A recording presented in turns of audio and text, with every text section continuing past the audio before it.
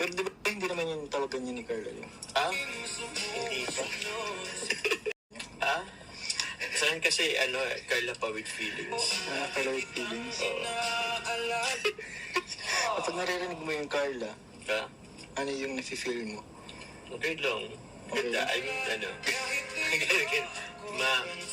basta iba. May magic kasi bro eh. May magical. May magic, syempre. Parang hindi mo siya maipaliwanag din. Hindi mo siya magpalo kapag Carla nga. So, handa na ba kayo?